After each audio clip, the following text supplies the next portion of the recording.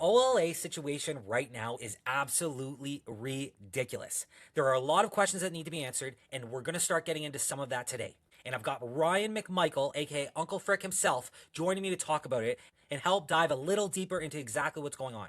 We're also heading out west because we need to talk about the Prince George Posse situation. A group of players thought they were heading to provincials, and then at the last minute, the rug was pulled out from under them. There's two sides to every story, and we're going to go into both of them. Championship season is officially in full swing. We'll be going through all the leagues. We've got the MSL and the WLA playoffs heating up. The Minto Cup and the Founders Cup are about to take over this weekend. The first ever Patterson Cup is underway. The WMSL is heading to Brantford, and we've got a heck of a fight to find out who's walking away with that Meredith Cup. There's a ton happening right now in the box lacrosse world, so let's get right into it.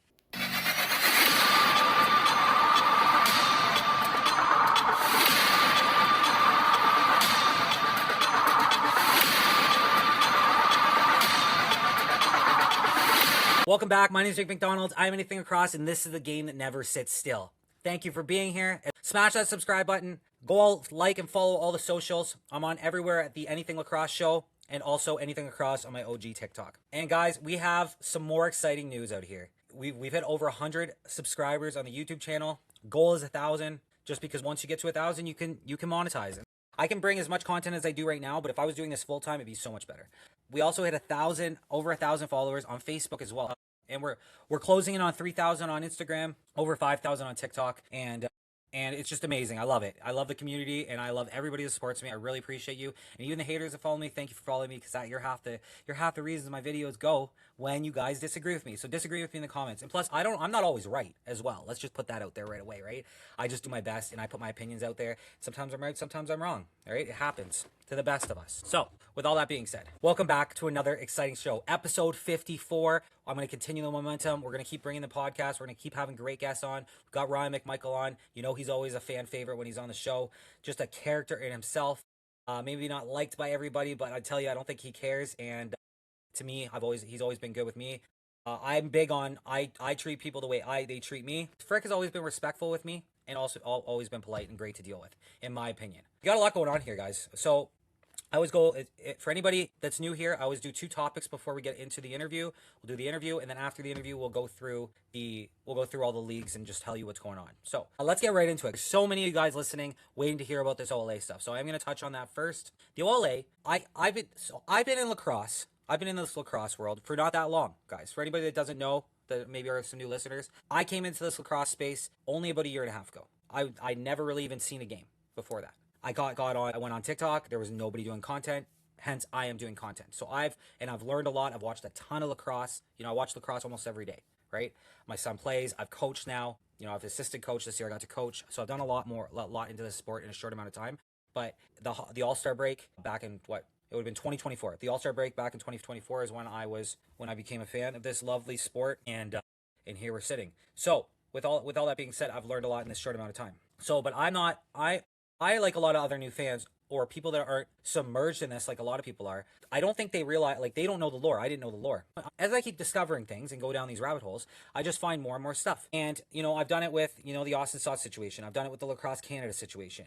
And I've done it now I'm on to the, which has been, you know, brought up to my attention before. I've heard rumblings about this, but ever since I've started making content, I didn't realize how many stories were out there of people that just don't feel like they don't feel like their needs were met. They don't feel like the OLA cares. They don't feel like they're being heard. They don't feel like the discipline is, you know, the same for everybody. There's different punishment levels from what I'm saying. Now, also, I'm going to say everything I am saying in this podcast is my own opinion, and it also is anything allegedly, because my opinion right now is based off of messages I'm getting, things I'm reading in comment sections, and just kind of things that I'm digging up myself, right? So couple red flags here. Now, when I dug into the Lacrosse Canada situation, all their financials are on their website, even when it was a mess, to be honest. It looks a lot better now, but even when it was a mess, it was still out there anybody can go on there and see it, which you got to give them credit for that, for being transparent.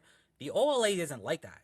Now, I've reached out to the VP of finance, and I haven't heard anything back. Now, I just reached out to him this weekend. We're sitting here at Wednesday. He still hasn't reached out to me. That could change. I have a funny feeling it's not going to. But the other thing I want to say here too, before we get into this too deep, is I want to work with associations. I don't want to be going against them. I try to work with Lacrosse Canada. right? They were super receptive to, when I talk to people, they were super receptive to hearing criticisms that were going on, and they were trying to fix them. I mean, that's accountability.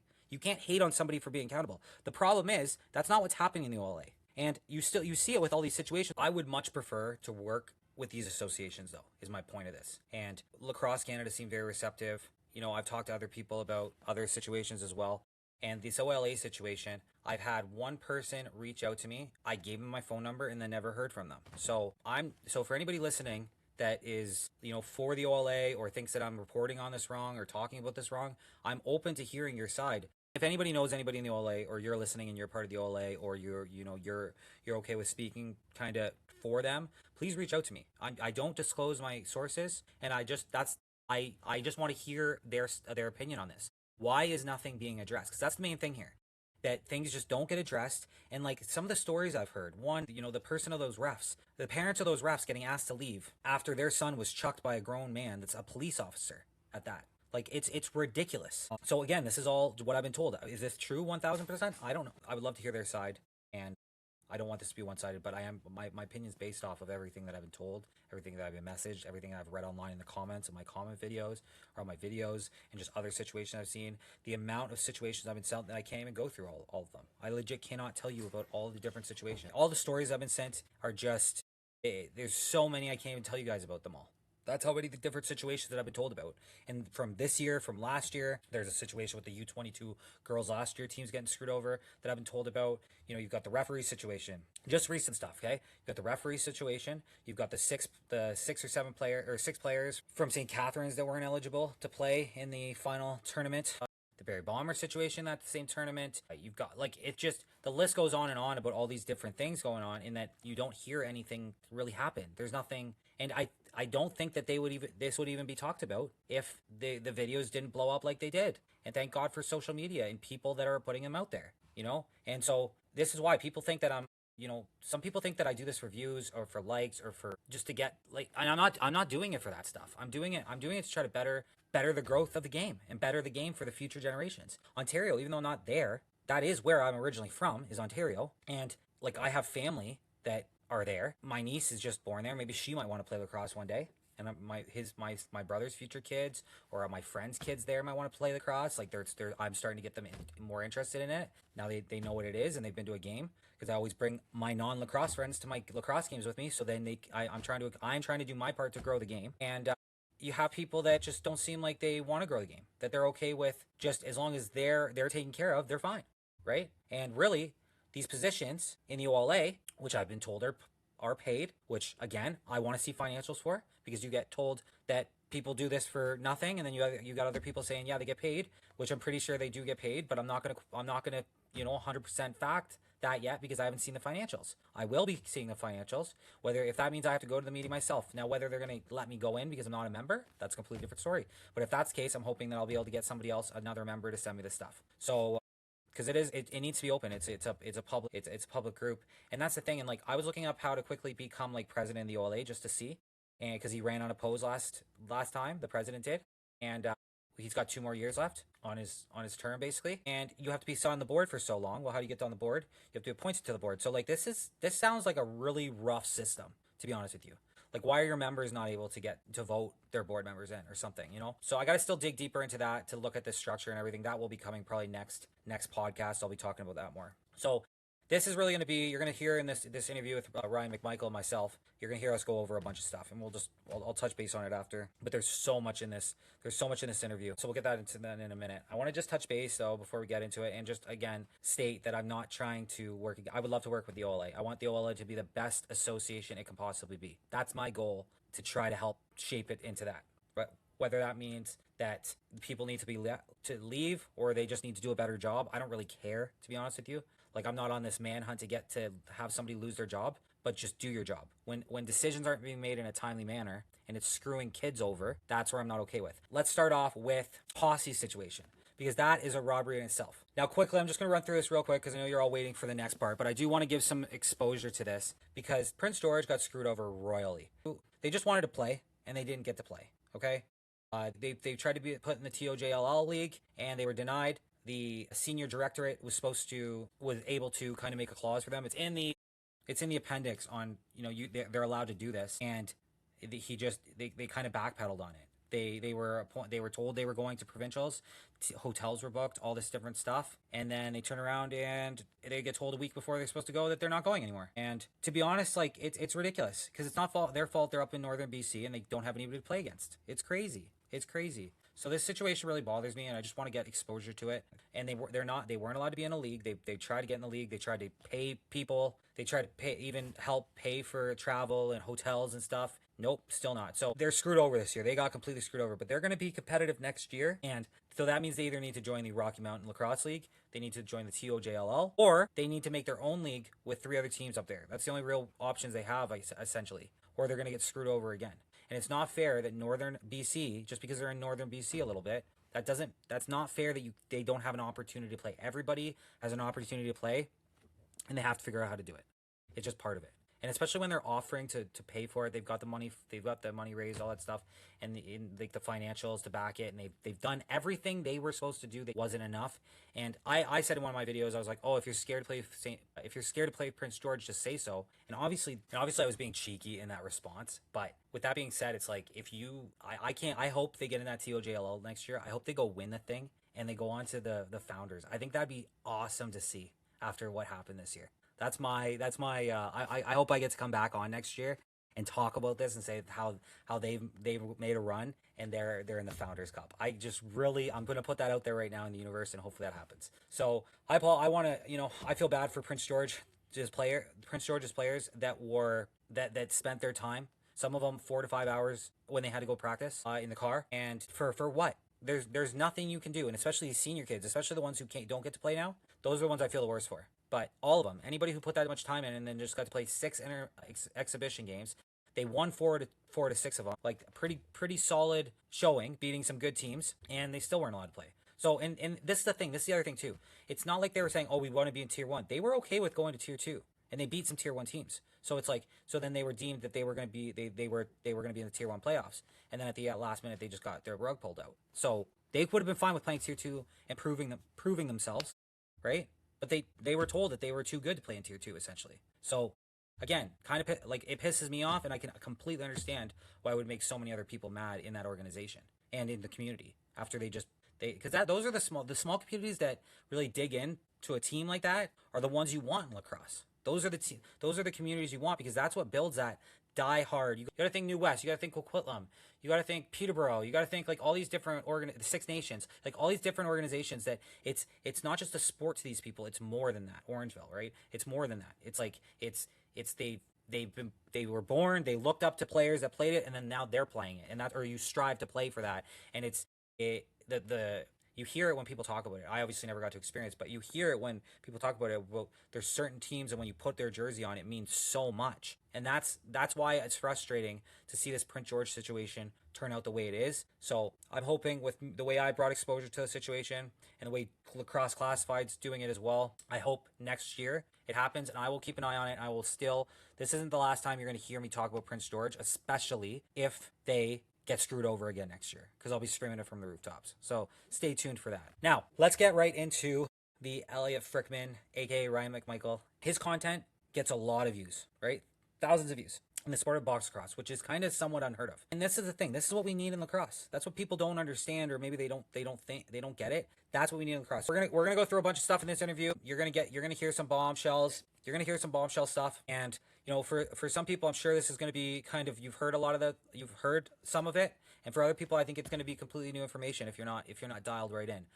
Frick's always a fantastic guest to have on the show, entertaining as heck, and next time it'll be better circumstances. But he's basically he's had enough of the OLA, and what else can they do to him at this point, essentially? So with that being said, let's get right into the interview, and let's go. Everybody's favorite uncle from everybody's favorite segment, Ryan McMichael, aka Elliot Frickman. How you doing, man? Hey, what's going on, buddy? I'm good. Just sitting here in the old AG14 smoking shack, Bridge, North Ontario, hanging out, watching some old highlights, watching some games, and, well, you know the rest. It was kind of one of those bittersweet weekends, right? It was, everything that we kind of worked for, and we got a little bit of unfortunate news on Wednesday for a tournament that started on Friday over over people making implications on what they think I am saying or what I'm not saying. But, other than that, it was a good summer. It was a tough summer.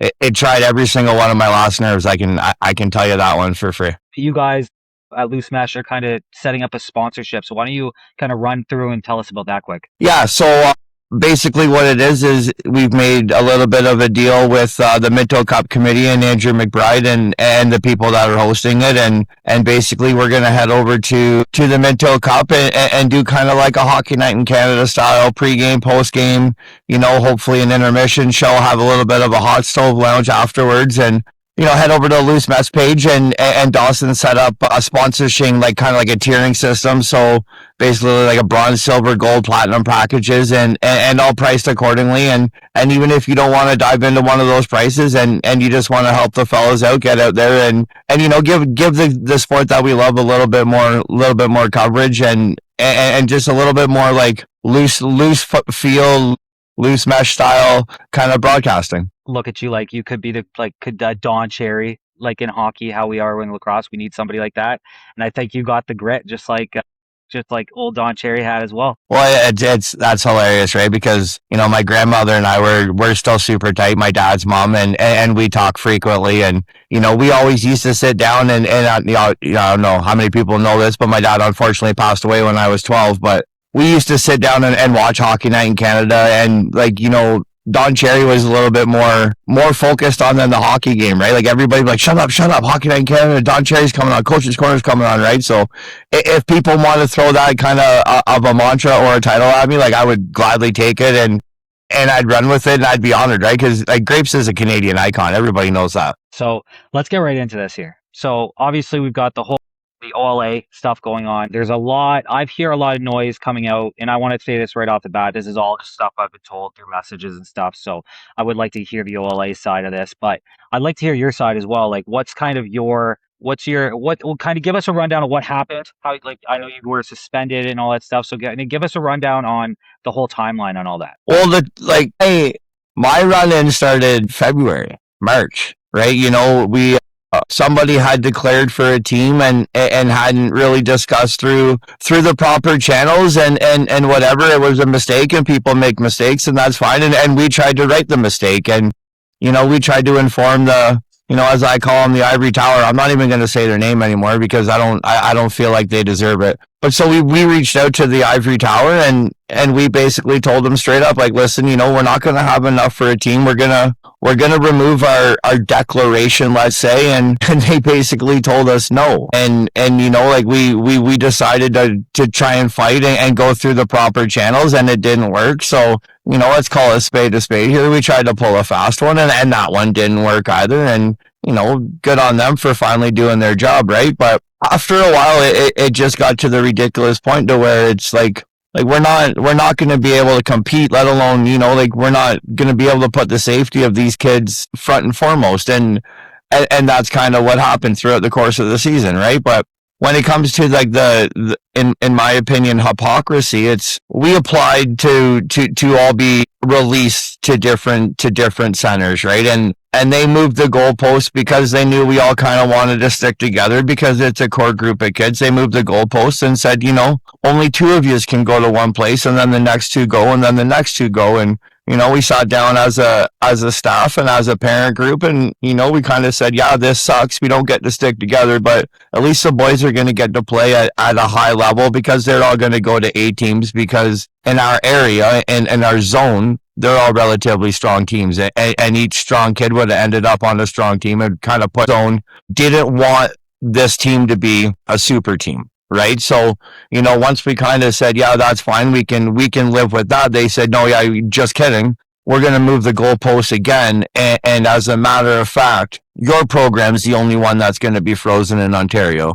And your players can't go anywhere, and we're going to tell you where you're going to go if you guys decide to go anywhere. So I made a suggestion right then and there, and I said, well, give me all the local kids that get cut from other centers that are willing to drive here, and I'll do a team that way. And they basically told me, no, that's not how it works. We'll make the decision. So, typical Ivory Tower, like the way that they operate, we don't hear from him for a couple months, and email this, email that, and finally, the man himself comes out with his plan that all the kids that get cut from local centers are just going to go to Northumberland, and we can have them. Well, like, we could have had that figured out 2 months ago when I gave you the idea, fella. Like, come on, like, let's be real here. So it goes on and on and on, and we get to, made up suspensions to where I sign into an iPad properly and ask the tournament convener, is everything okay? And she says yes. And I say, listen, they're out for me this year.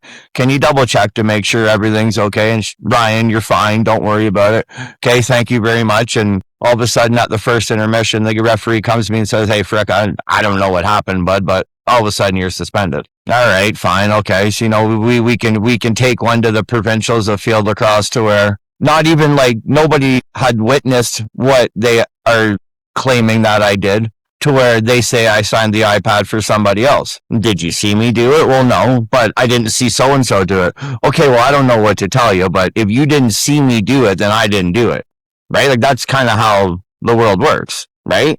Make an accusation. Shouldn't they have evidence to base that off of? Yeah, like one would think, but, that's not how the ivory tower works. So they penalized my 9 and 10-year-old team to give us a penalty at the start of the game because of an accusation once again. And then once I was like, okay, fine, that's cool. Like, we're 9 and 10 years old. Like, I have a really good face-off guy. I can just, it's only a 30-second penalty. I can just keep it in the muck. So I'm talking to the kid before the game and I say, hey, so-and-so, I'm not going to say a kid's name on here, but hey, so-and-so, just keep the ball on the ground for about 20 seconds and flop it out the other way and everything will be okay. And then the person who is there, who made the accusation that I signed the iPad, no, they get the ball too. So I say, okay, well, I've been around the game for a long time and I know the first half of a game and the first half of the second half, the first face-off of the second half, they have to be face-offs. Like, it's not a possession rule, right? At half and at the start of the game, you have to have a face-off. So call the head referee, ask him, are these rules? And I have him on speakerphone in front of the lady and the referee doing the game. And he's like, no, I've never heard of that. Why?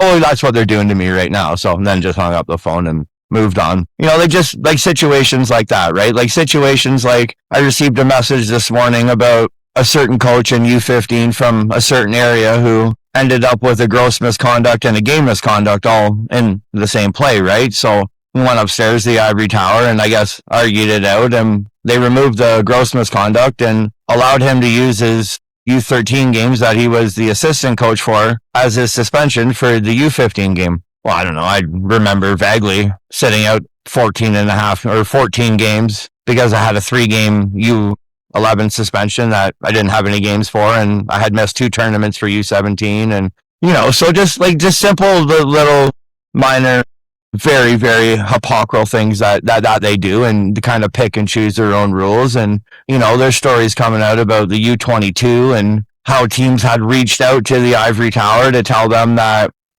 they had these junior B players, but they were 17 and 18. And this, rule that they had about games didn't apply to them because they had this amendment of the rule. And, the ivory tower told them that everything was okay and so forth and such on. And then you get to the provincials and I guess somebody with the right connection complained and those exact teams are thrown out, right? Like, there's, it's just the picking and the choosing and the living in the gray area that they do. It's bad for the game. It's not making people happy. It's not making people want to come back, and we struggle for participation numbers as is, right? So why are we pushing people away? Why are we pushing good lacrosse people away? Because you don't like the way that we talk, or the fact that we have opinions, or the fact that, like, some of us have been in the game for, myself, 35, 36, 37 years, and, we kind of know what we're talking about, and it's not the way that they see, and it doesn't fit their agenda, so they're trying to silence it, and trying to, as they said on the Creators game, sweep everything under the rug, and, enough's enough. Holding everyone to the same standard. So, if somebody does something wrong, obviously it needs to be addressed, but, like, you could have 2 exact same situations and 2 completely different outcomes. Is there nothing written in the bylaws or anything that states this is what they're supposed to follow, or is it just is it just the board making a judgment call? Well, there's lots written in the bylaws. The problem is it's written in such tone that they can make it sound and apply to anything they want. They hit me with a social media violation, and in their social media policy, in their social media policy, it states threats of violence, harassment, or misconduct. Well, anything can be misconduct. They just need to spin it in their direction, right? So no matter what you do or what you say or how you act, they have you bent over a barrel, right? But again, it's just because nobody ever fights them because everybody's scared of the repercussions. Well, what more are you going to do to me?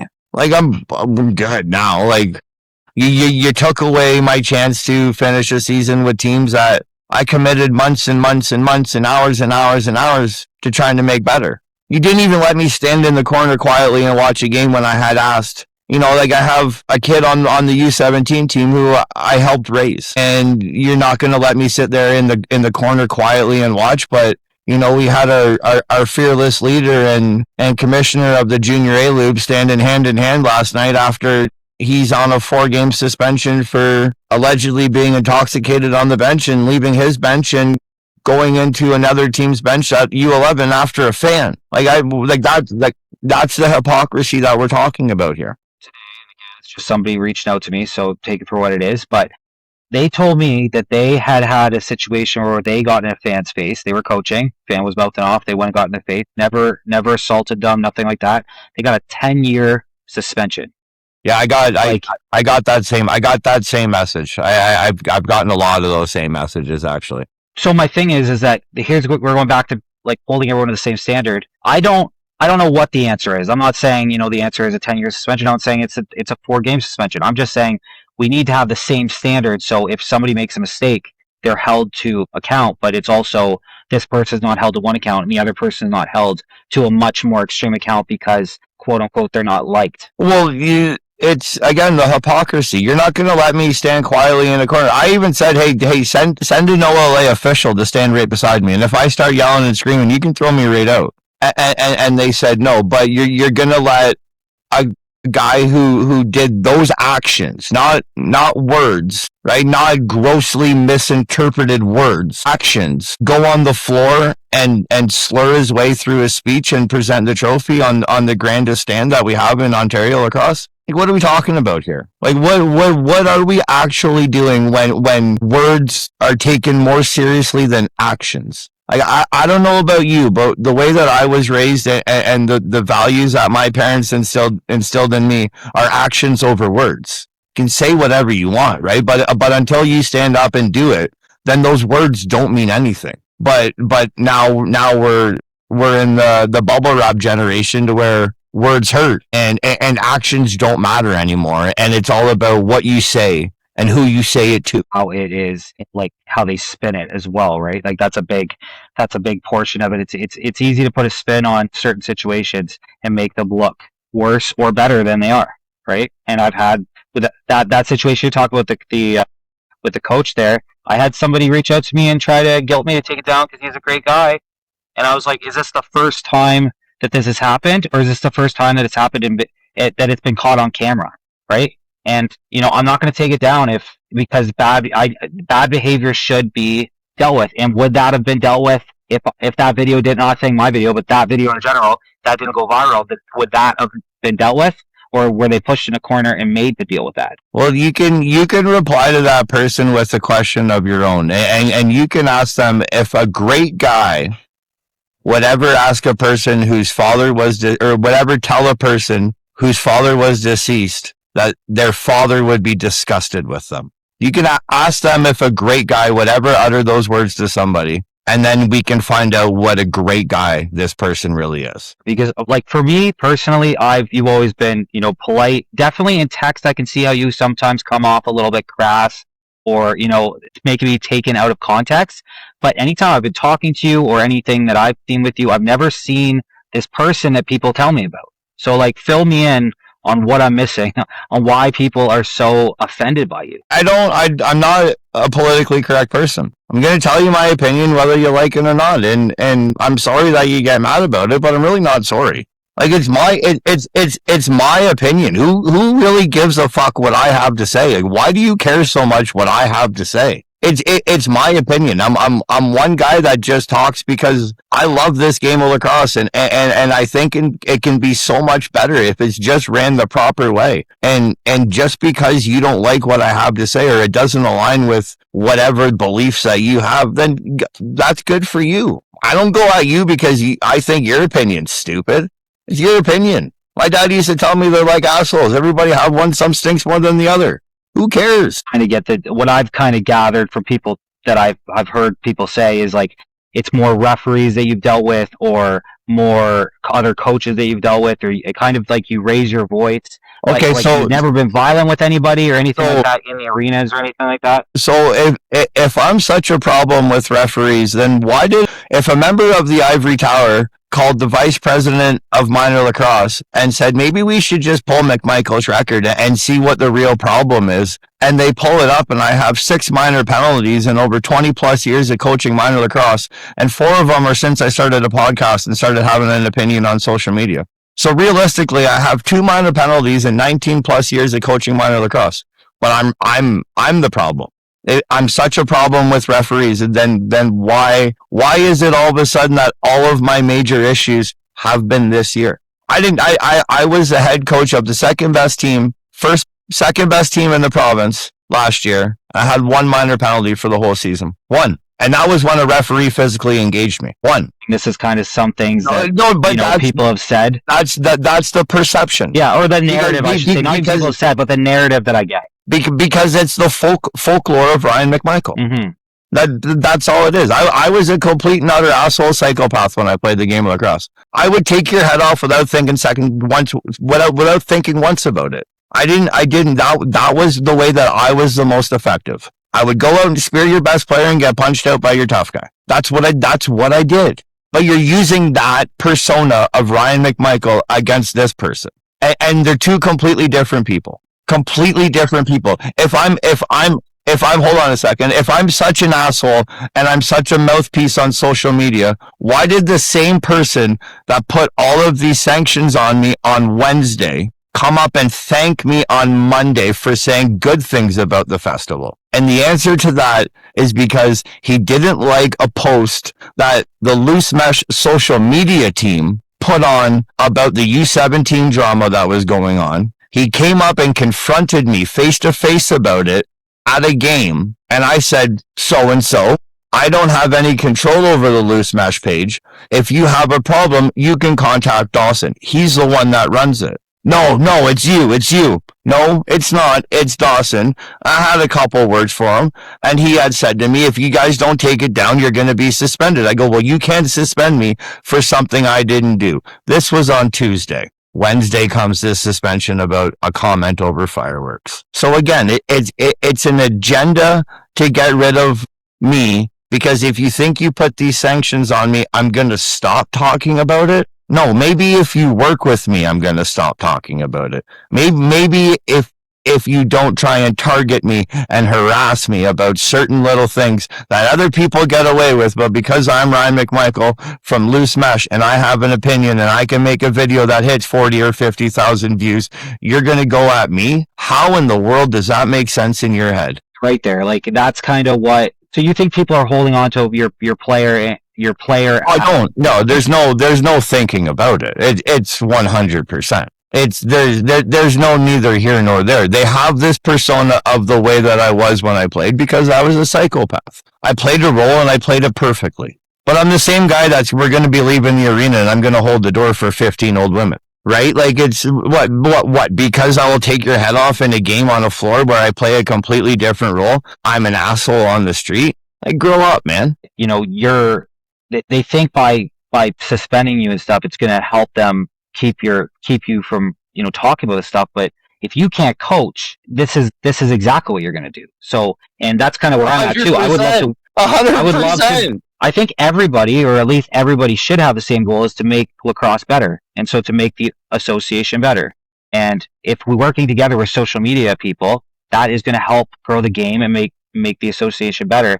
So I don't understand why they're not on board with that. It seems like Like, they have no responses to some of this stuff that happens. None, because the way that they think is that if you just stay quiet about it and don't acknowledge it, it's going to go away. And that's the way that it used to be. And it's not going away anymore. Like, you've pissed off a guy like me, and like, I know where the bodies are buried. I have too many friends in your group. Like, I was at the festival for, I want to say 45 minutes on day one, before one of your head referees came running to me and told me about the messed up nets and that they knew about it and that they were trying to sweep it under the rug. It was 45 minutes. And then I go over to pad 4 and somebody else comes and tells me something. And then I go over to pad 1 and sit there by myself, and you have 3 of your minions coming up and making sure everything's okay because you know I'm there and you know somebody's told me something. It just doesn't make sense. Affect the whole course of a game. That could make or break a team from moving on or winning or losing. And the fact that you recognized it immediately after the game was over, that referee supervisor went upstairs to the ivory tower and told, and it was just sweep. Let's hope that goes away. You got too many dummies in those offices for somebody not to tell somebody something. Like, what? Be better. Just be better. Paid response time to certain things as well. The delayed would imply that they're going to eventually say something. This is just sheer neglect. I verbatim was told about the referee incident when I brought it up to somebody that, you know, it was kind of borderline embarrassing that you haven't even told the team with the kid on it that was affected on what the repercussions were. And he had said to me that, well, they don't deserve a response. Like, what? Like, if I was that guy's kid, like that referee, you're not leaving. You're not leaving. And for somebody in a golf shirt to tell me that I don't deserve a response about somebody assaulting my child, like, first of all, who do you think you are? I'm not saying that Ryan McMichael from Loose Mesh deserves a response. I'm not saying Jacob from Anything LAX deserves a response. I'm saying Johnny, Jimmy's dad, deserves a response. I'm saying Jessica, Jimmy's mom, deserves a response. This is just something I was told, but that those parents were asked to leave after that incident. The parents were asked to leave, and the coaching staff received abusive officials penalties. Yes. Like, what? Like, imagine going straight faced and say, after I just physically assaulted that 13-year-old child, I'm going to give these grown men referee abuse penalties because they came at me. Sir, if that's Ryan McMichael, you're not leaving. I will earn the indefinite suspension for that one. If it was my son, I would have been the same way. I'd be losing my mind. Losing my ever-loving mind. Like, it's bad. It's bad minor hockey. So here's another situation that I was told. The Barrie Bomber situation. Did you hear about this one? I'm well versed in this one, yes. So Barrie Bomber, just to give everybody listening kind of a rundown. Barrie Bombers, they ended up putting in what's it called? I'm trying to think of the name right. For what? They filed an appeal. Yes, thank you. They filed an appeal. And they filed it right after the game, which was about 7. I think the game was from 6 to 7 or 7 to 8. They filed it. They were told they were going to have a decision by 8:30. Basically, waited up till 1 a.m. in the morning. No decision was made. They all, someone went home, someone went to bed, whatever. At 8:05 in the morning, 8:10 in the morning, they get a response. Yeah, you're playing at 9. They're almost an hour and a half, 2 hours away, and they're expected to get there. They request to have the game pushed back. They also get denied that, and so. Like, why was there not a timely response? Like, is there nobody at these tournaments? Oh no, the association. It's actually it's funny enough. It's the exact opposite. They're all in the same room for 90% of the day, sitting there talking about how great they are. Like, why is the decision not being made then?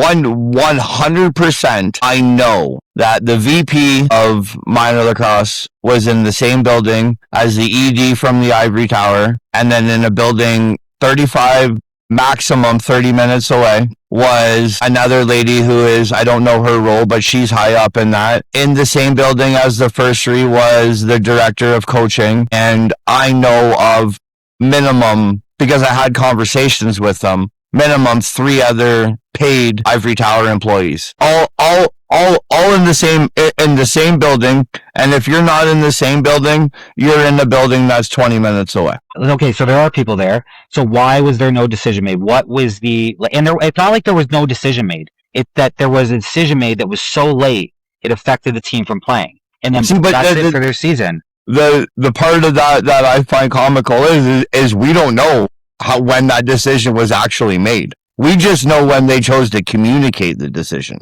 right? So realistically, they could have had that decision made 20 minutes, right? But just the communication, just like the referee, who I'll break on your show, has been criminally charged for abuse by the child's parents, was arrested, right? But we're not going to hear about that from them, right? We're going to hear about that from Ryan McMichael because I know somebody in that organization. And that's what's wrong with the way that this administration runs our game and the game that we all love, is they just think if they don't acknowledge these things, it's just going to go away, like I've previously stated. Well, unfortunately for them now it's not going away anymore. The people are still going to tell you where the bodies are buried. People are still going to tell you how hypocritical these people are towards certain associations and certain people, and people that have spoke up about the injustices that they've been served. But then again, like somebody commented on one of my posts, they're just going to keep beating you until you go away. Well, again, like I've stated, I've been beaten my whole life, so pitter patter. Something makes a mistake, especially because you can't control what other people do, but just address it and, just make it right and then move on from it. But you can't just sweep it under the rug. You can't just let it go until it disappears. And you're absolutely right, because I'm here too, and I'm not going to let this stuff just go off without it being at least out there, Just own it. Everybody in life makes mistakes, right? I'm far from perfect, but just own it. You fuck up. Okay, okay. Right, all right. Like, how mad somebody really going to be if you say, you know what, guys, we fucked this one up. Like we're sorry. Yeah, they're going to be mad, but they're going to get over it. A guy like me, if you just keep ignoring my phone call, I'm just going to keep calling you. Like, I got to talk to you. So if you're just going to ignore me, then I guess we're going to play this game. I'll keep calling until you finally answer, because eventually you're finally going to answer. Why are these teams not being vetted before this tournament starts? Like you see some teams get picked out. Oh, these 6 players, these 7 players aren't allowed to come. But then you see other teams go in, and then after a game or two, they have players that aren't eligible. And I've been told, again, this is something I don't know if it's true, but I've been told that it's up to the teams to self-vet themselves. No. And no. Why is there not somebody that's just vetting every single team? Okay, there is somebody doing that. So they're not doing their job then? Okay, so when you go to a tournament or something like the provincials, you have to go upstairs with your manager and again, like, their demands are ridiculous. For some tournaments, it's alphabetical order. For some tournaments, it's numerical order. Sometimes it's, they want to go reverse alphabetical, right? So you have to have it. These cards have to be laminated in a folder. So you have to basically, what I do call stupefying something. You have to dumb it down to its lowest common denominator, right? So before these tournaments, you have to go up in their little office that they perch themselves in, and you have to give them your cards, and you have to sit there with them while they go through them one by one with the cards that you give them and what they have on their little iPads. And then getting into these games, and then all of a sudden they're not eligible. What am I missing here? That, sir, is one of those law balls that I'm just going to let go by, and I'm going to wait for you to throw another one, because that answer is the most obvious thing that one person could ever come up with. They have a paid employee that their title is the registrar, a person who is supposed to sit at their computer and, as you say, vet each one of these cards or roster submissions that come in through their iPad. They have a paid employee that this is supposed to be their job. So again, I'm just going to let that law ball go by, because if there's anybody that's listening or watching, you know exactly what I'm saying without saying it. Do you think that we're at the point with this where we need to clean house, or do you think that we have some really good people in there that just maybe aren't being heard? There is some really good people that are in that ivory tower, and there is some just atrocious people in that ivory tower. and the atrocious people, it's time, right? And I'm going to go at this with everything that I have. I'm going to look for any kind of support that I can get. I'm going to look for anything that's out there. I'm going to go down every single rabbit hole. As I said, we have a fantastic loose mesh IT team that can go into some rabbit holes. I know you're going to do it. And the people just need to speak up. And if everybody bands together, then change has to happen, because yeah, they can get rid of me, but they can't get rid of everybody. And the best part is like, I'm like a cockroach, man. Like I'm never going away. I'm never going away. Like they got me this time, right? Like you guys wanted me, you got me. Here we go. Get ready for a war, because it was the most ridiculous thing ever, because I made reference to fireworks. This is the one that you're going to hit me with, over a person who, the team in question that they were all worried about me starting something with, they're the ones that ended up actually starting something. Like at the end of this game that they were so concerned about, their head coach got into an altercation with one of our parents. One of their other coaches invited one of our parents to as I quote, go outside. But I was the problem. The game in question, to where all of this stems from, Ryan McMichael wasn't even in the building. I'm not even in the building, but I'm the problem, because I'm the easy scapegoat. To another parent? Not to my knowledge, no. And nothing was done to the coach, who came around to the other side of the arena to try and engage me in a physical confrontation and threaten to knock my teeth out. But again, because I brought light to the situation, I was the one who was reprimanded. That was one of their strikes that they used against me, because they said I was inciting violence because I brought light to the situation. Let's all just take a second to think about that. And I had my own situation happen this season as well, but I don't think that it's right to fight in in front of a bunch of kids. You know, it's different if you're out in the parking lot behind a building or something, and there's two guys that want to handle business. Even then, it's not the 90s anymore. Guys just don't go outside and fight. And you know, I'm being dead ass honest with you when I say the world would be a better place if they did. Like, just go outside and either like punch a guy in the face or get punched in the face. You deserve to get punched in the face. Every once in a while, you should get punched in the face, right? And it's blatantly obvious out there which adults haven't really ever been punched in the face, because they got a lot to say. I just don't think that exposing kids to violence is the right answer. But if you're an actual tough guy and you're a real man, you would just you would wait till they got outside and ask them to come somewhere private and deal with it, one-on-one. Not this bullshit making a scene in front of, a bunch of 11-year-olds, 13-year-olds, all this stuff. This isn't good for the game. This isn't good for anything. At a U9 game. Yeah. And that's what I find blows my mind too. That's the other thing that blows my mind with all this stuff. And it's not just this is just one example, but there's so many other ones that we've seen where parents or coaches or so many different people will get so heated, and you're at a U9 game, a U11 game, a U13 game, a U15 game. Like, guys, I understand it to a point as a coach or something. If you're at a pro level, if you're at a junior level, and there's something really messed up going on, but to be doing this at such a young age, what are we teaching our kids here? Well, some of the actions of some of these people is despicable. Right? Like for a coach to walk off after pulling what he did and not putting the wellness of a kid who was physically vomiting on himself due to heat exhaustion, and then to walk by at the end of that game and say to this kid's parents, "Oh yeah, good game." And then after making such a big deal about, because I know it was them that reported the fireworks comment, and to make such a big deal about that, and then afterwards, go by the same set of parents and remind them that their son had 4 goals and throw up the Bobby Orr. Like, what are you doing? It's a U11 C game. Like, it's not even the A final. It's a C round robin game. Like, you're not making the pro league through your kid, fella. Like, there's a 0.0% chance that you're going to make the pro league because your kid had 4 goals in a U11C game. Like, come on.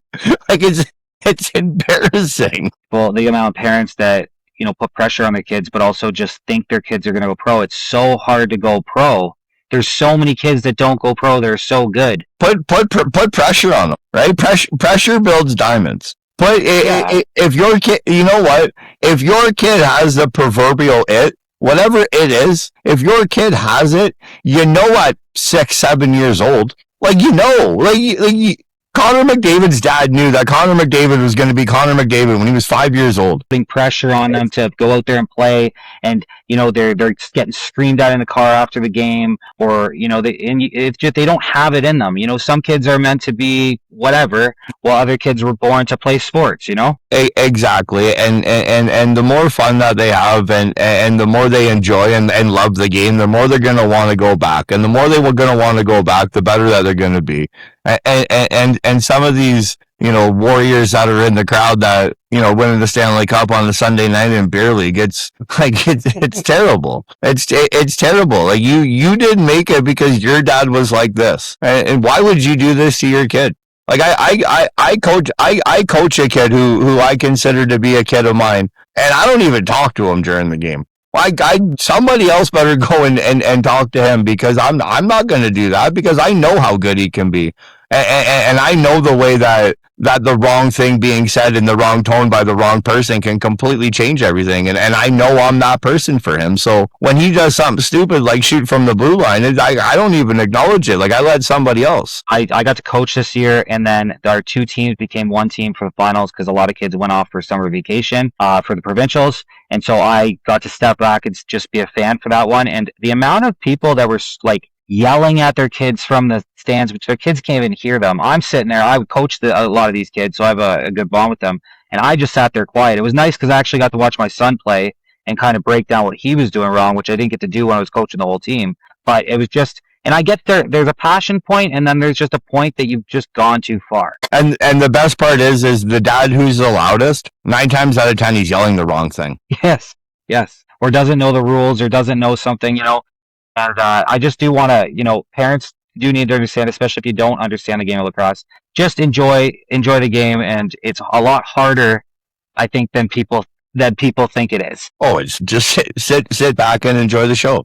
Like, it's, you're paying for it. You might as well enjoy it, right? Because I see some of these dads out there, and then again, like I'm one of, but it's different for me because I understand the nuances of the game, right? And certain things that coaches who aren't as knowledgeable don't teach or don't instill. It drives me crazy. But if you don't know the difference between a pick and roll and a pick and pop, then don't be yelling at your kid to go and do something because you don't know what it is that he's supposed to be going to do. Where do you think we go from here? Like, is this one person did mention to me that, why don't I go run and get on the board? And I mean, I can. I'm in New Brunswick, obviously. But is that something you would ever consider, is to try to get on the inside of this and fix this from the inside? Or is that something you just want to stay away from? I think this is another reason to why they're ignoring my request for a hearing. Because up until all of this happened and I had to resign my position because I knew the route that I was going to go with this and I didn't want to affect other people, I was the vice president of Northumberland Minor Lacrosse. So I had a seat at their table. And their big meeting is going to be coming up, I think, sometime in October.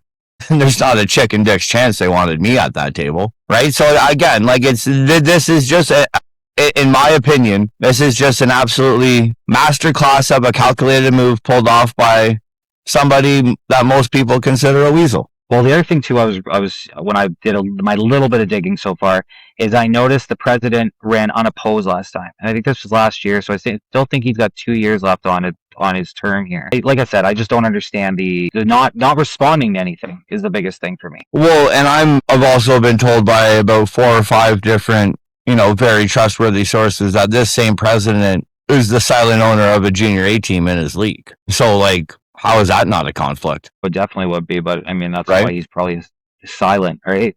And I don't think these positions, like, I don't think I could just go and put my name in and run for the president of the Ivory Tower. No, you can't. Right? You like, can't. I think these are all appointed roles and very well paying appointed roles, right? So essentially, From what I've seen, you have to be on the board for a certain amount of time, and then you can run for president. And you can't get on the board unless you're appointed by these people, right? So again, if Johnny appoints Jimmy and gets him out of the card factory, and he gives him $100,000 a year job, are you ever going to vote against Johnny?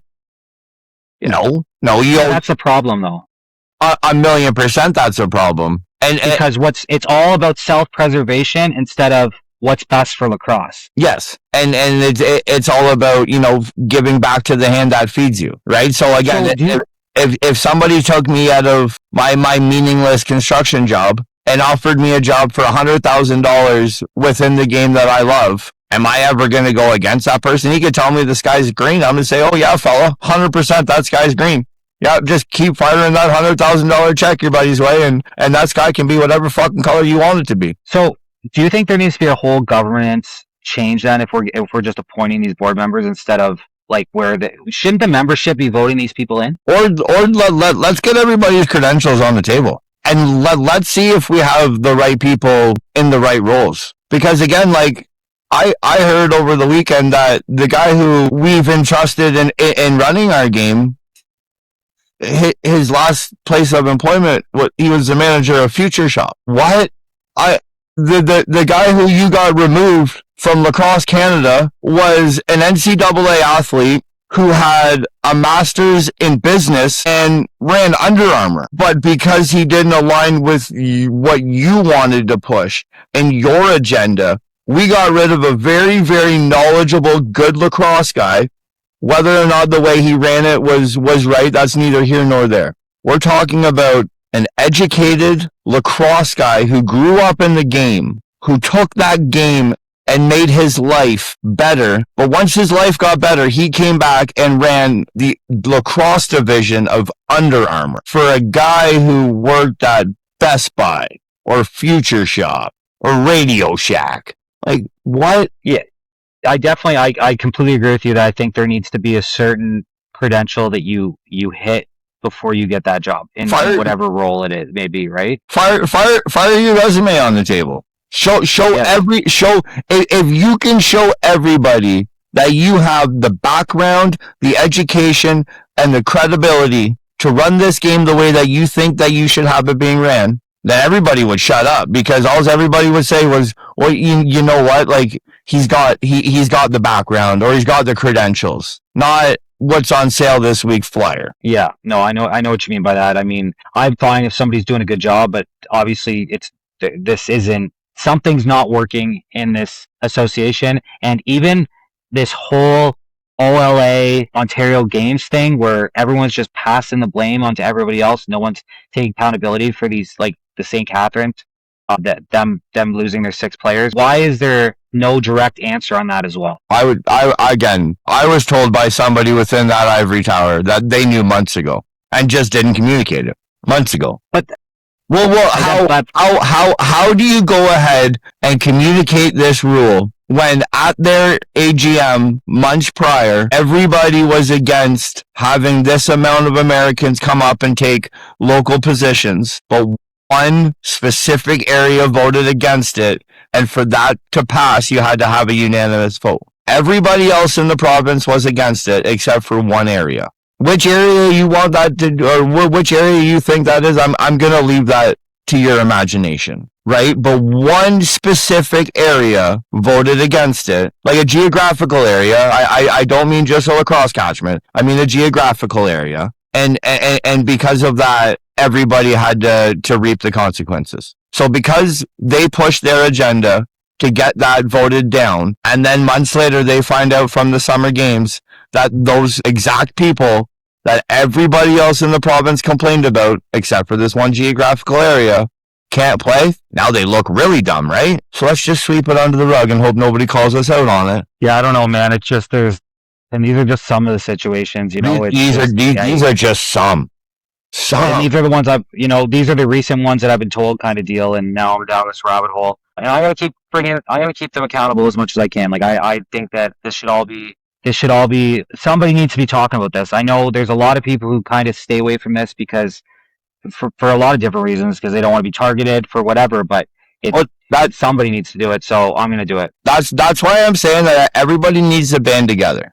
Because they can get rid, they can get rid of me, or try and silence me, or call the police on me for going to watch a U11 game, or have the police enter my U11 dressing room to make sure I'm not hiding in the shower, right? Like they can do that to me, but they can't do that to everybody, right? So if everybody starts to get an opinion, and if everybody starts to vocalize their displeasure, then what are they going to do, right? Or right, we can stay with the status quo, and everybody can complain under their blanket, and nothing's going to change, and we're all just going to stay under our blanket with our anonymous Instagram accounts, or our anonymous Facebook accounts, or Twitter, or whatever avenue we use to use our anonymous voice, and we can all just sit back and watch people ruin it. Like, we're at the point to where we have two options. We can either fight, or we can take it sitting down. No, man, I like I said, I completely agree. I think I just want to see the association be the best it can be, because it is the mecca of lacrosse there,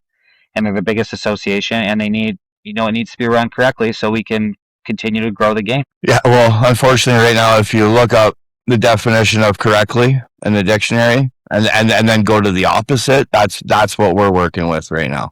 That's what we're working with. All right, man. Well, before we get out of here, any final words on this situation, or anything you want to say that we missed? No, I think, if you're following along with the walks, and you're paying attention to the hide and go seek games, and the old find frick segments, and things like that, I think you're pretty well versed in what's going on. But my biggest thing right now is licking my wounds after all these St. Catharines boys are just kicking the shit out of me in the DMs. Like, I got Ty Wilson just having his way with me right now in the DMs because of that prediction. What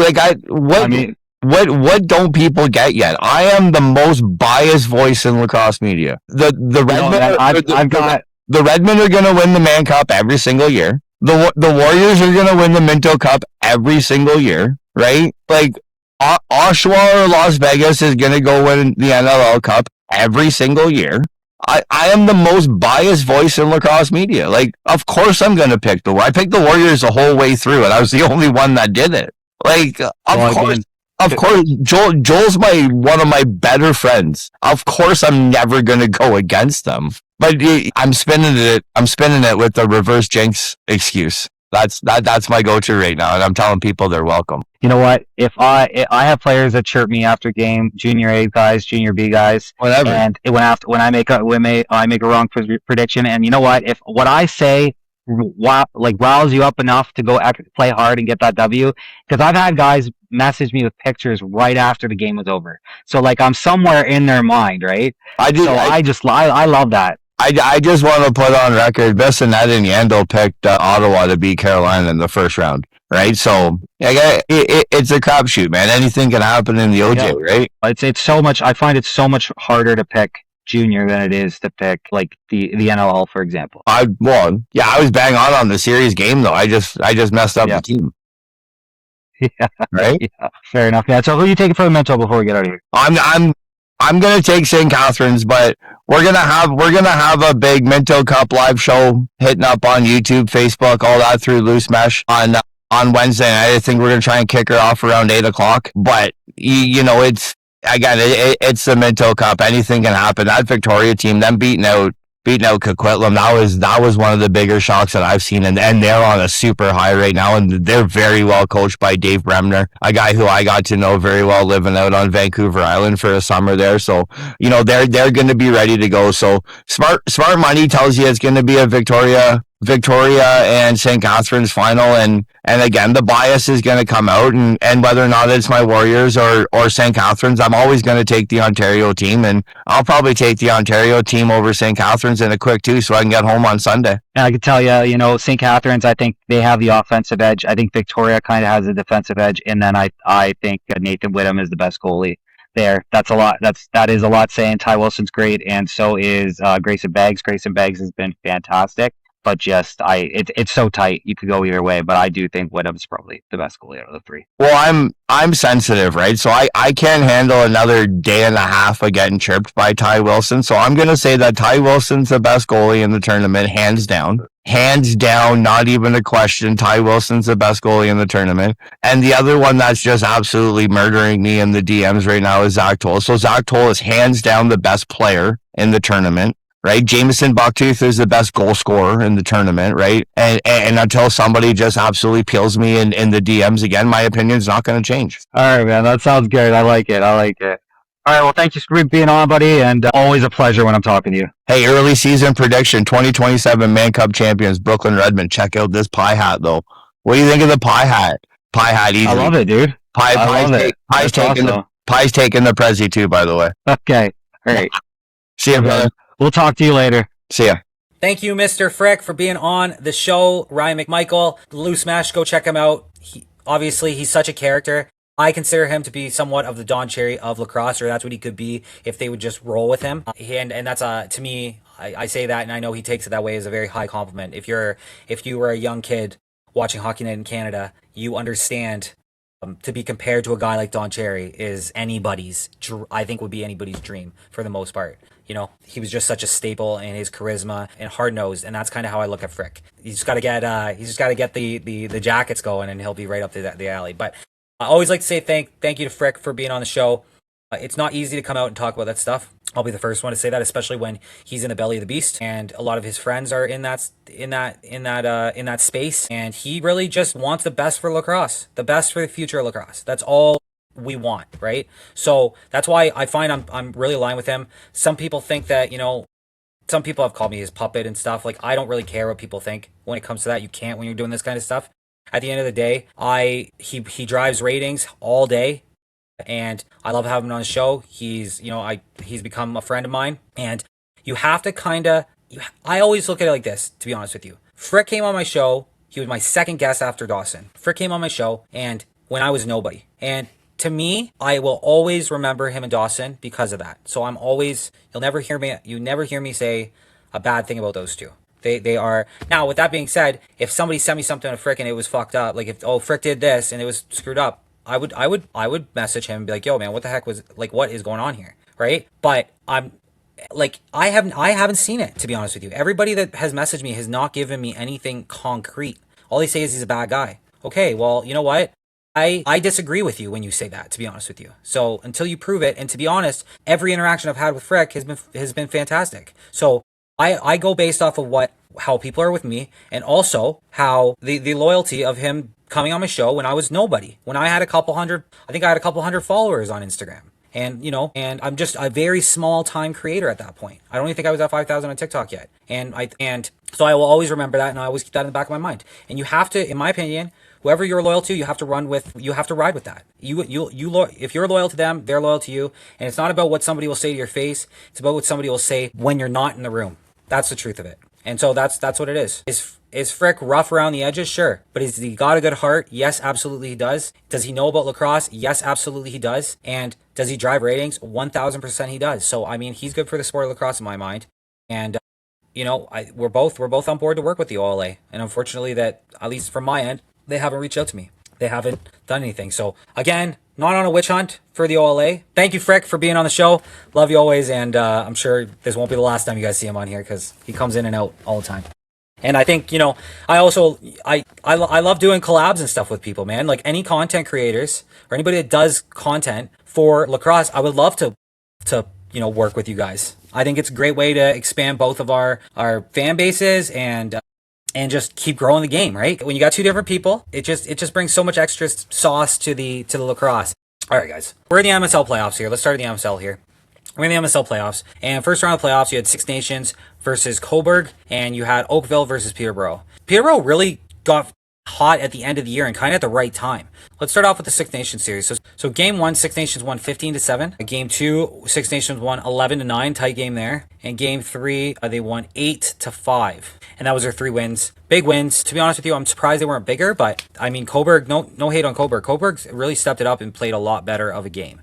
And they gave it their all. They have some they have some really good players on that team. Definitely, like I would say, Alex Marinier was a little bit more contained this playoffs than he was during the season, but he still absolutely killed it, especially for a guy that hasn't even played in the NLL yet this year or in his career. This kid's going to be an absolute stud. But yeah, the Chiefs are just they're just ridiculous. And now you also had Peterborough. You had Peterborough winning the series last night, up 3-1. Peterborough won the first game 10-7. Peterborough lost the second game 11-5 to Oakville. Peterborough won the third game 7-3, and then Peterborough won the fourth game 14-8. So big dominating win there. Alex Simmons had a fantastic showing.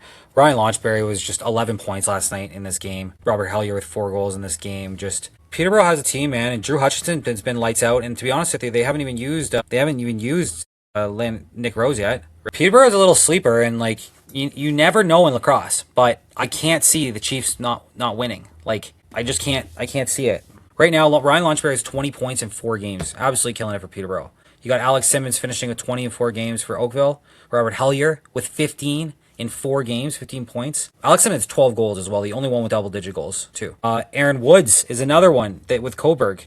3 games played in 15 points in 3 games, so 5 points a game. Huge. Thomas Hogarth with 13 points and 8 goals for Peterborough as well, and he's killing it. He's right back in. I can't wait to see Halifax this year. Carson Moyer, another 11 points for him. Dane Smith has 11 points for the Chiefs. Oakville, Justin Tavares has 11 points in 4 games. Huge. It would have been nice to see Tavares go a little bit deeper. I love that kid. He is like obviously it's you know it's almost to be expected because his dad he is. But I try not to like put that pressure on. I don't like to look at an athlete because most of the time when your dad's that good in a sport, you see it with LeBron, you see it with Michael Jordan, you see it with Wayne Gretzky, you see it with all like the goats of their respective sports. Most of the time, their kid isn't as good as they are. And Justin Tavares, now I'm not going to speak on like I'm going to say he's as good as his dad is because I've watched him in person. I think he's good, but I haven't watched enough his dad to really come out and say that confidently. But Justin Tavares, man, is a stud in his own right, and he is going to be number 1 overall pick anywhere he goes. And you know, as much as I'm a Toronto Rock fan now, like him playing for the Bandits would be pretty wild. And you know, he could somewhat be, you know, a Connor McDavid level player for lacrosse. Like he's good enough. Now I don't know his personality that much, but I'm gonna ask him. Maybe I'll ask him to be on the podcast. But he's good enough he could be a face of the league when he gets there. And I know I'm talking way ahead, but this kid is so young. And what he's doing already is just absolutely insane. Like, how old is Justin Tavares? He's 20 years old, by the way. Just a little point there. Unbelievable player. Anyway, I'm going on about him all day. And then Klutz has 10 points as well. So the thing is here, now, the advantage is Peterborough has an extra game, right? But realistically, the Six Nations, I don't think they've even heated up yet. They know exactly, you know, as much as they're going to say they play every team, you know, they're all out. I don't think they are. They have so much talent over there.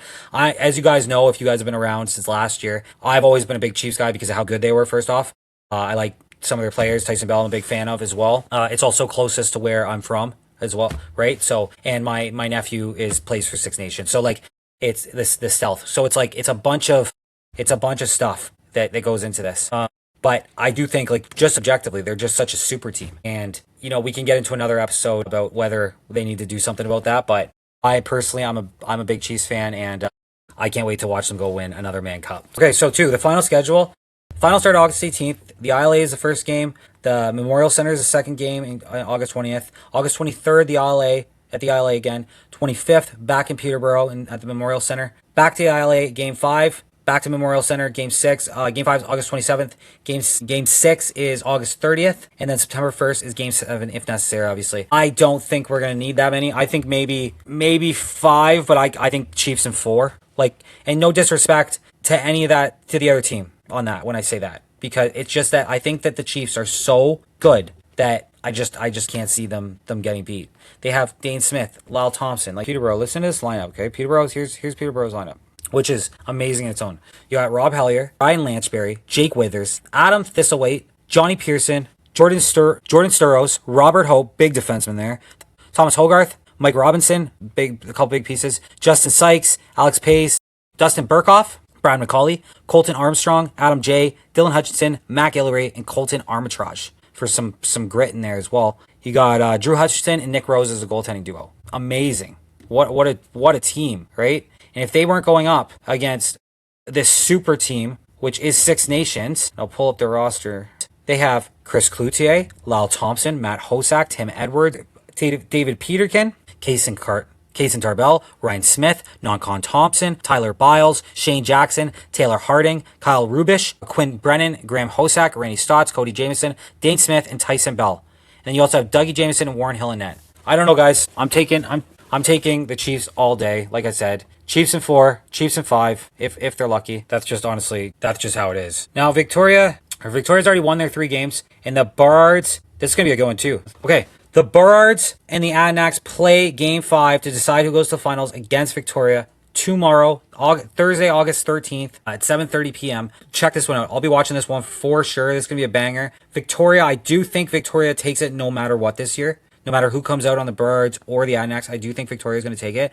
But it's going to be a banger of a game, and we're going to see. You guys let me know who you think, honestly. But Victoria was able to sweep their first round with the Timbermen 15-6 in the first game, 17-8 in the second game, and 11-6 in the third game, where it's been a lot more back and forth for the Burrards and Adanacs. You had the Burrards getting the first game 9-7, the Adanacs getting the second game 8-3, the Adanacs getting the third game 9-6, the Burrards getting the fourth game 9-7, and then here we are with the Adanacs. So, dude, that's all been really close games. Other than one, there was a good lead or a good separation in the one, but that's going to be a good game, guys. Do not want to miss this. Tyler Pace is leading the league with points right now with 15. Marshall King's at 14 though, and so he does get a little bit of a bump at Tyler Pace because he's been playing more games. Adam Noakes is also there with 13. And then Eli McLaughlin has had a really big night, but had one really big game with 13 points for him. Marshall King leads the league in goals with 9 goals. He also got McLaughlin with 8, Tyler Pace with 8, Zach Mans with 8, or Jalen Chaser with 5. You got Peyton Cormier with 10 assists, leading the league there. Goaltending has been... Zach Mans has 2 game-winning goals, so 2 out of 3 goals. He scored the game winner 2 out of 3 of the games, so that's pretty impressive. Jack Hask has an 8.42 save percentage. Huge for him, for the Burrards. Chris Riglieri has 3 wins, obviously. Chris Riglieri also has an 8.26, in all fairness. But 8.42 by Jack Hask is super impressive. I don't know, has he been drafted, Jack Hask? I'm going to have to look into that. And then you have... Jack Hask is also leading the... He's also leading the league in saves as well. So Christian Del Bianco is interesting. He's right there, and it is a goal. It's going to be a goalie battle, and you know Christian Delbs, man. When you need him to be good, he is the guy you want there. So it's interesting. This is going to be a banger of a game. I'm so hyped to watch this game now. Like, I am freaking hyped for this. This is going to be a banger of a game, boys. So we've got the Minto Cup starting. So in the Minto, we have the St. Catharines Athletics, who are the Ontario champions. You got the Victoria Junior Shamrocks, who are the BC champions. You got the Calgary Raiders, who are the Alberta champions. And you also have the Mountaineers. Now, I'm going to quickly run through all these teams with you guys, just to kind of give you my thoughts on each team. So I can tell you right now, all these teams have their guys, right? They all have guys who can put the ball in the net and who this kind of, there's an article written right now, and it says like this is the first time that there's no real favorites in there. I don't know about that, to be honest with you.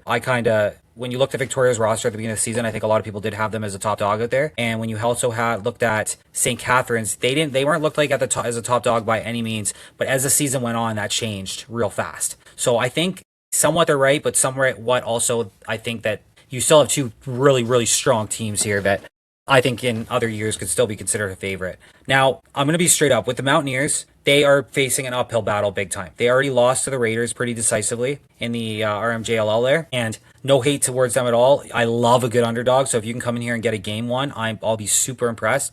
I just can't see them doing all that much in the Minto. Anyway, I will say though, the Mountaineers I think might have the nicest jersey in all of Lacrosse. I will say that. I love that jersey. It's sick. And like I said, I'm down for anybody to win. So I think it would be awesome to see an underdog win. But I'm not going to spend too much time here because the Raiders already decisively beat them. And obviously I think both teams maybe weren't playing all full out because at the end of the day they both knew they were going in and neither one wanted to get hurt. Minto's a different story, and it wouldn't be the first time that this has happened. But I just can't. With the way the Raiders beat them and the way the Raiders are constructed, it's a different beast in my opinion. Okay, so leading the playoffs, you had Cash Fritters leading the playoffs with 25 points. Wyatt Visti with 24 and 13 goals. For the Mountaineers though, hey, Yeeman had 16 goals and 24 points. You had Caden Moon, which I like. You know what? I do like Caden Moon as well. 22 points as well for him. You also have Dexter Hannigan with 20 points. So they have three 20-point guys. They got more 20-point guys than the Raiders do, but the Raiders, I think they're too much. Nathan Williams killed it. He led in 15 goals. Led in 15 goals in 3 games, so he's 5 goals against average. He's probably around an 87 save percentage, something like that. But for the Mountaineers, Easton Martin had 6. Tommy St. Louis, 7.83. He's really good, 8.34 save percentage. The Mountaineers kind of have a 3 different goalies they can kind of choose from, I know, by just what I've seen so far. So I like St. Louis the best out of them. I've noticed when they play with him, it seems like they have a little bit of a better result. But we'll see what happens there. Like I said, no hate to the Mountaineers at all. I think the Raiders get them again, and I think St. Catharines gets them, and I think Victoria gets them. I think they have the biggest uphill climb to go against. Now, as for the Raiders have their stars, and I don't think you've even seen them play full out yet. You're about to see them lock down, and I personally think what they have over everybody else is the goaltending. I think Nathan Whittam, as much as we have Grayson Beggs, as much as we have Ty Wilson, that have both been absolutely phenomenal in the playoffs, we've seen it. I give the edge to Nathan Whittam all day out of both those guys. Nathan Whittam to me, just to clarify here, Nathan Whittam to me could be a starter in the NLL right now. I don't think you can say that about the other 2 goalies, and that's why I give it to him. It's nothing. Ty Wilson's probably going to go make me eat my words so hard during this tournament. And Grayson Beggs has been phenomenal, and they have quite the duo there too. But Grayson Beggs has been absolutely phenomenal this season. I cannot wait to watch the Minto. I'm going to watch as much as I possibly can while I'm covering the Founders, obviously. But I cannot. It's going to be a fantastic tournament, and Loose Mesh is going to be there to cover it. So that's going to be awesome to see. Now for offense, I got to give the offensive edge to the St. Catherine Athletics. You got Zachary Toll. You got Jameson Bucktooth. You got Lucas Rozon. Arrow Booth, like those 4 alone, and you got some other fillers in here too. You definitely got some other depth scorers on this team. But those guys alone have been absolutely outstanding when it comes to this. Ty Wilson was running a 7.42 over 16 games in this playoffs with an 8.38 save percentage. So again, I'm not saying that the goaltending's not great here either, and the defense isn't great here either, because it's all true. They're all, everywhere right throughout is great on this team. This is the team that I think is going to, spoiler alert, this is the team that I think is going to take the whole thing home, is the St. Catharines Athletics. They're just so good, and I don't think if you guys haven't been paying attention all playoffs, or if you're in a West Coast guy, just haven't played. And again, here we go back to Jameson Bucktooth is going to be a starter in the NL next year. I would assume. He's so good. He played, I think, 4 games last year with a limited role, and he's too good for junior. He can completely dominate a game by himself. And you got Zach Toll that's just having an unbelievable playoffs as well. It's ridiculous, honestly. I do give the offensive edge to St. Catharines all day on this one. So in the playoffs, Victoria they had 9.5 goals for a game, plus 13 goal differential, 34% on the power play, and 67% on the penalty kill. Evan McDougall had 28 points in 10 games, 14 goals, 14 assists. Jet Klassen had 11 goals and 15 assists for 26 points in 10 games. Grayson Thompson had 8 goals and 18 assists for 26 points in playoffs. Ryan Lowe, another one that has when he pops off hard. In 10 games, he had 17 goals, 7 assists for 24 points. Even Carter Questhead, another one that had a couple good games, 7 goals, 13 assists for 20 points in 8 games. So some fantastic studs in here. Like I said, Grayson Beggs, just ridiculous. Yeah, so Grayson Beggs has a 7.82 goal against average, an 8.34 save percentage, and he's got 7 wins. And he outplayed everybody else in the playoffs, this in the West Coast for sure. He's definitely the number 1 goalie in the West Coast right now, I would say. Marcus Kahn, I do say, is really good. And what I give the edge to in Victoria is the defensive edge. I think Victoria actually has the best defense, and I think they might have that. I think they have the deepest team. I think they have the most guys who can score and can contribute. Where I think St. Catharines has a really good top and loaded offense, but they have a lot of guys who can score as well. I just think Victoria has a few more, and the Raiders have a few key guys who can score, I find, and then other guys contribute, just not quite as much. You guys have with the Raiders, you have a couple guys really carrying the load there.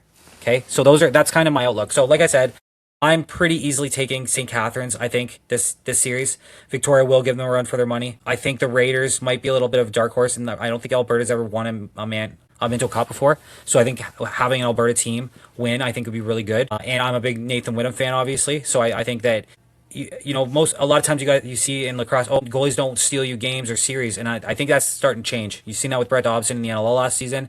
And this is a really good opportunity for Nathan Whittam to go in and steal the show for his team and steal them a Minto Cup. And the fact that they brought him from Ontario is going to be really funny because that's a piece that I think is a difference maker and a game changer. So with all that being said, there's my prediction on who's going to win the Minto Cup. I think every team does have a strength, and I think it's just going to be who shows up and who can play to their strength is going to win this tournament. So amazing job. Now, the Founders Cup. I'll be at the Founders Cup doing coverage, doing interviews, all that kind of stuff. Can't wait for that. It's my first real media gig, and I'm super pumped for it. As much as I said, like, I want to be on my own and do my own thing, I do think that, like, getting to be media and just for the access to the players and stuff, I think is really cool. So it starts the August 16th opening ceremony. I will be there every single day.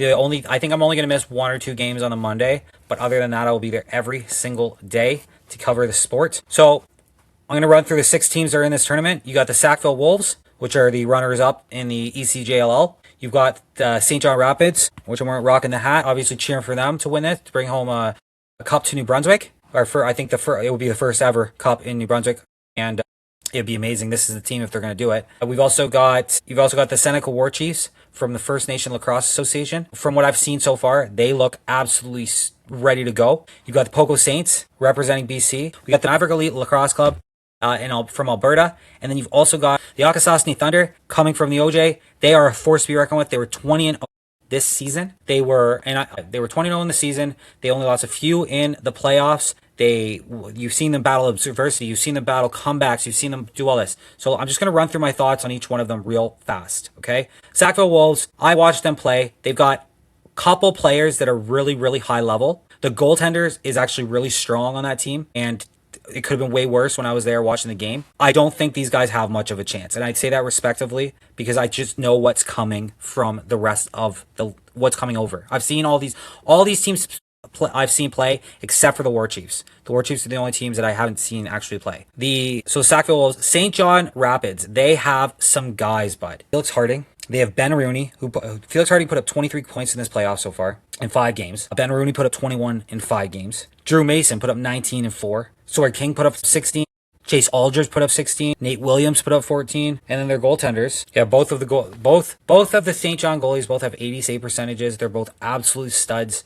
We're gonna see. I've watched them live. They both can. To be honest with you, I'm a little biased, obviously, but I think St. John has a better chance than people are giving them credit for. I would definitely not put them in the favorite position. It's gonna be great for them to host this tournament.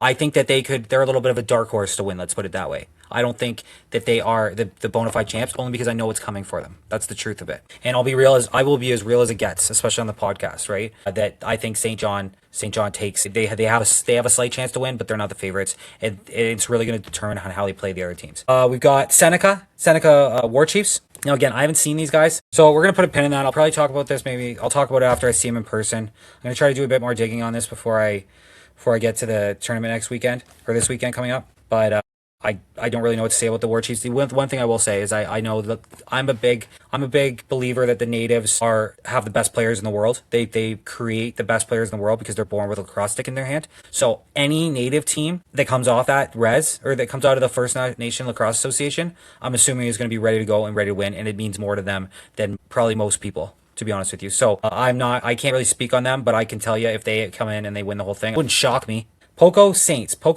Oh my God, let's talk about the Poco Saints for a minute. What might be the favorites of the tournament? One player that really stands out to me is Aiden Chillman on this team, man. He is an absolute, hold on. So first off, Aiden Chillman is just an absolute stud. Probably best player that's running into here. You could argue Trayson Sunday gives him a run for his money, but I do think Chillman might be the best player coming through here, to be honest with you. He's so good, and he's dominated the league all year.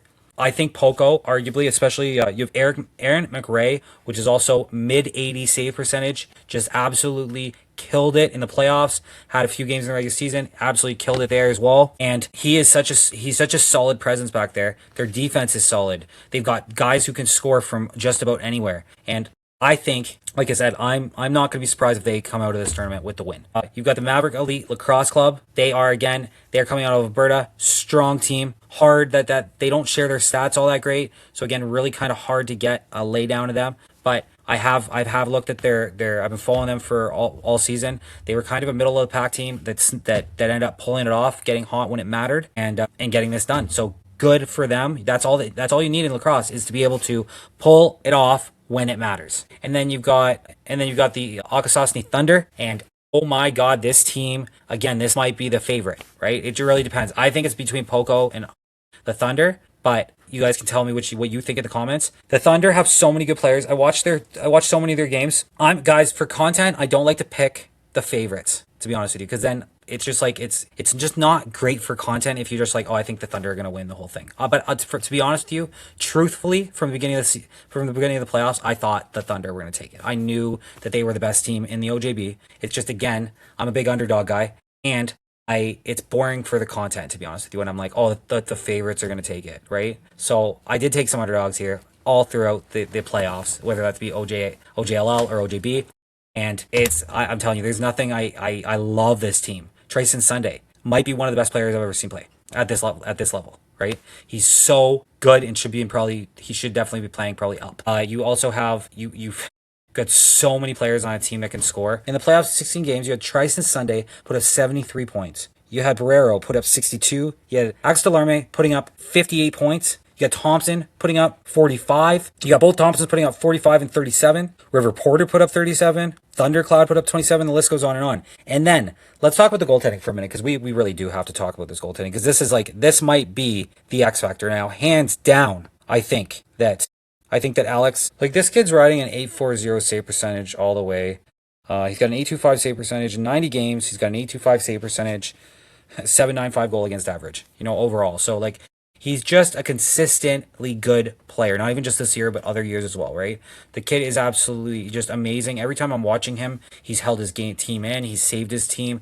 It's hard to tell which one they're the favorites between Poco and the Thunder. If I had to pick right now, though, I'm taking Thunder to win this whole thing, to win the Founders Cup. I am at this point. I said at the beginning, I think if the Hunters could have pulled that off against them in the OJB playoffs, I think we'd be sitting here talking about the Hunters right now. But the Thunder I'm telling you right now, they are going to take this whole thing. There's nothing to talk about. Their team's too deep. They have such a great team. So we'll have to wait and see. But to be honest with you, that's my thing. I think they take it all. I think they take it all the way. I do think we're going to see some great lacrosse during this tournament, and I can't wait. So if you're around, come say hi to me. I'm going to be kicking around. I'm a pretty friendly guy most of the time, and if you are, come say hi to me, and we'll just I love all the support, and it's going to be a fantastic tournament. Next, we have the Meredith Cup. So we have Junior C. We're down to the finals on there. Peterborough Lakers versus Six Nations Stealth, and my nephew plays for Six Nations Stealth, guys.